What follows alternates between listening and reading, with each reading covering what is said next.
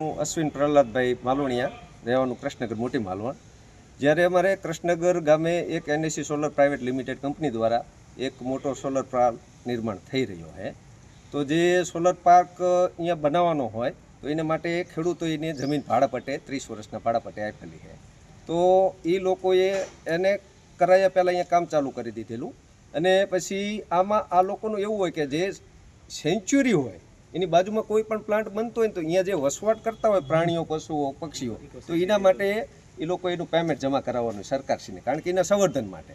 તો એ લોકોએ ટોટલ એને પ્લાન્ટ બતાવ્યો હતો 600 મિલિયન, એટલે કે 60 કરોડનો. તો 60 કરોડ લેખે 1% ભરવાનું થાય તેમને 60 લાખ રૂપિયા ભરી દીધા હતા. પછી ત્યારબાદ એ લોકોને જ્યારે મંજૂરી લેવાની થઈ અહીંયા 20 સ્ટ્રક્ચર માટે, તો કલેક્ટર સાહેબ પાસે ગયા. તો કલેક્ટર સાહેબને કીધું કે આ સાહેબ અહીંયા અમારે 850 કરોડનું અહીંયા અમે રોકાણ કરી દીધેલે, જો આવડું નહીં અમે ચાલુ કરી પ્લાન્ટ તો અમારે નુકસાન જાય છે. અને કલેક્ટર સાહેબે મંજૂરી આપી. તો અમારી રજૂઆત એવી હતી વન વિભાગ પાસે.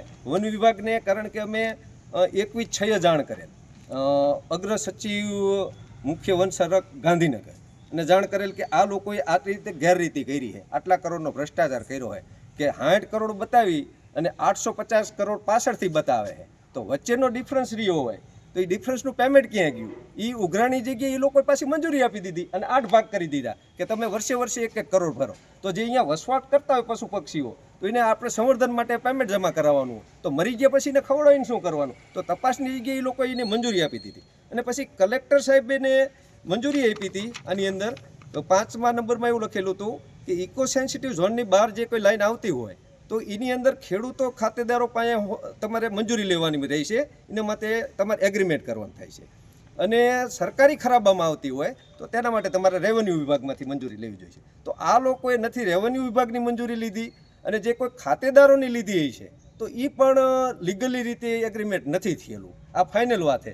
તો રેવન્યુ વિભાગની તો મંજૂરી લીધી નથી, છતાં પણ આજ પર ડેનો 35 થી 40 લાખનો પાવર ઉત્પન્ન કરી રહ્યા છે. અને આ લગભગ મારા ખ્યાલથી 28/4થી આ રનિંગ પાવર ચાલુ આજની તારીખ લાગે. તો રોજનો લગભગ 35 થી 40 લાખનો વીજ ઉત્પાદન કરી રહ્યા. તો અમારી એવી માગણી છે કે આના માટે અમે લગભગ 10/8થી આના માટે રજૂઆત છે અમારી, કે આ ખોટી રીતે અમને હેરાન કરી રહ્યા ખેડૂતોને. તો આના માટે અમને એવું લાગ્યું કે અધિકારીઓને અમે જાણ કરી, મુખ્ય અગ્ર વન સંરક્ષકને મળ્યા, હુડખરમાં મળ્યા, પણ અમને સંતોષકારક જવાબ ન મળ્યો. તો આના માટે અમે તકેદારીમાં પણ જાણ કરેલી કે અમને એવું લાગે કે આ અધિકારીઓ આની અંદર સંડોવાયેલા હશે, ભ્રષ્ટાચાર થયો હોય છે.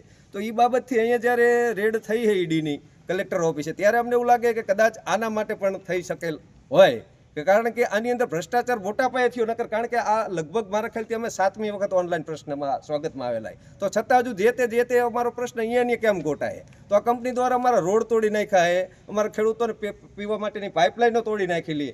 તો એ લોકોને દંડવાની જગ્યાએ એ લોકોને આ લોકો સાવરી રહ્યા છે. તો તેના પરથી હજુ અમને એવું નક્કી નથી થતું કે આની અંદર કોણ અધિકારી. જો આની અંદર ખરેખર બારીકાઈપૂર્વક તપાસ કરવામાં આવે ને તો આની અંદર મોટા મોટા અધિકારીઓ અને મોટા મોટા માથાઓ બહાર આવી શકે તેમ છે.